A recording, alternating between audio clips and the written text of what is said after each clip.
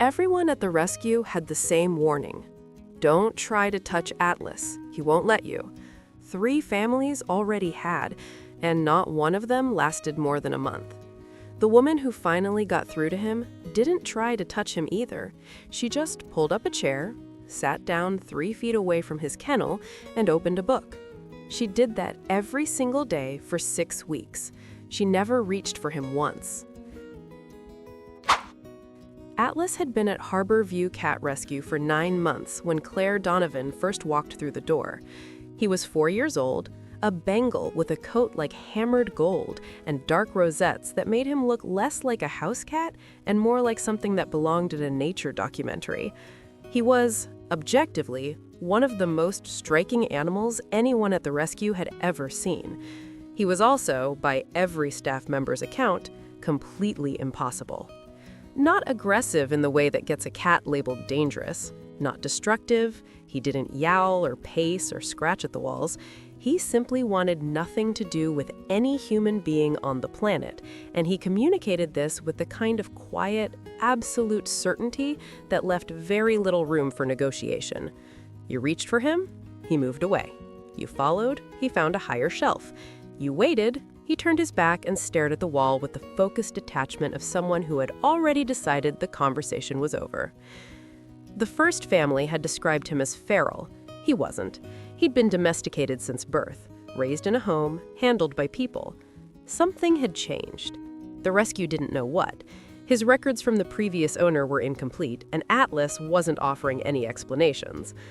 The second family lasted 19 days, the third, 23. Each return note said a version of the same thing. He won't engage, he won't let us near him, we tried everything.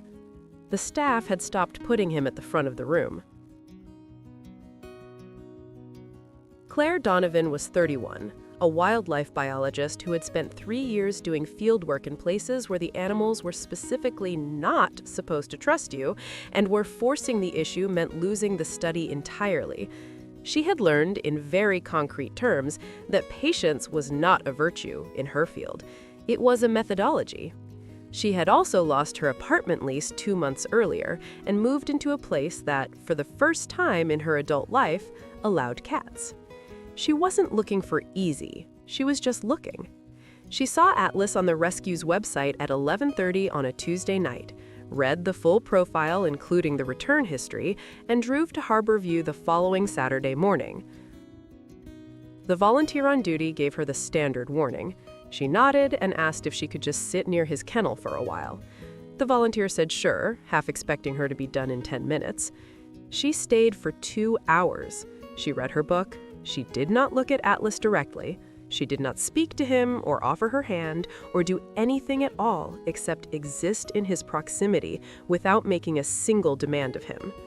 Atlas sat at the back of his kennel and watched her the entire time. She came back the next Saturday, and the one after that, 5 weeks of Saturdays. Same chair, same distance, same book. The staff started to recognize her car in the parking lot. On the 6th Saturday, she arrived to find Atlas sitting at the front of his kennel instead of the back. She sat down, she opened her book, she did not comment on this development. 14 minutes later, Atlas pushed his nose through the kennel door and sniffed the air in her direction. She turned a page.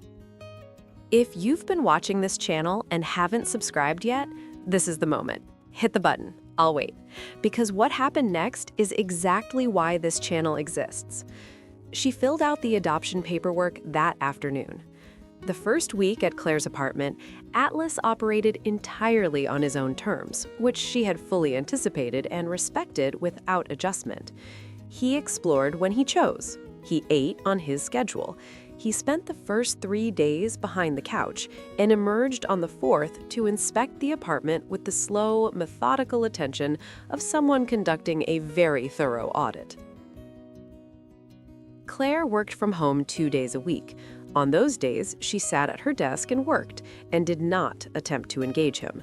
She moved through her own space quietly, predictably, the same routes at roughly the same times. She was, in the language Atlas apparently understood, consistent. On day 11, she was sitting at her desk at 7 in the morning, coffee going, reading through field notes, when she felt something land on the desk beside her keyboard. She looked over slowly. Atlas was sitting 4 inches from her hand, looking at her monitor with the expression of someone who had opinions about the data, but was choosing not to share them yet. She went back to her reading. He stayed for 40 minutes. Bengals are not a breed that gives trust quickly or carelessly. They are highly intelligent, deeply perceptive, and they remember everything. What looks like aloofness in a Bengal is usually something more precise, a careful, ongoing evaluation of whether the person in front of them is actually worth the investment. 3 families had failed that evaluation. They had pushed too hard, moved too fast, expected a result on a timeline that had nothing to do with the cat. Claire had simply refused to put a timeline on it at all. By week 6, Atlas had claimed the left side of her desk as his personal workspace. He attended every video call she took from home, sitting just off screen with the supervisory energy of a senior consultant who wasn't technically on the project but had strong feelings about the direction. He started sleeping at the foot of her bed on week 8. On week 10, he migrated to beside her pillow. He still doesn't like strangers. When her colleague came over for a work dinner 3 months in, Atlas appeared from the hallway, assessed the situation, and returned to the bedroom with a quiet decisiveness of someone who had attended enough meetings to know which ones weren't worth his time. But every morning now, when Claire's alarm goes off, Atlas is already awake, already watching, already waiting for the part of the day that belongs to the 2 of them. He still doesn't purr loudly. He doesn't make a production of anything. But sometimes, late at night, when Claire is reading and the apartment is quiet, he will walk across the couch, step onto her chest, tuck his head under her chin, and stay there without being asked. 9 months in a rescue, 3 families who couldn't reach him, 1 woman who understood that some animals, some people too, don't need you to reach. They just need you to be there, consistently, without condition, until they decide the distance isn't worth keeping anymore. The question I keep thinking about is this: how many animals like Atlas are sitting in rescues right now, being returned again and again, not because they're broken, but because nobody's figured out their language yet? Tell me in the comments, have you ever had a pet that took a long time to trust you? What finally changed?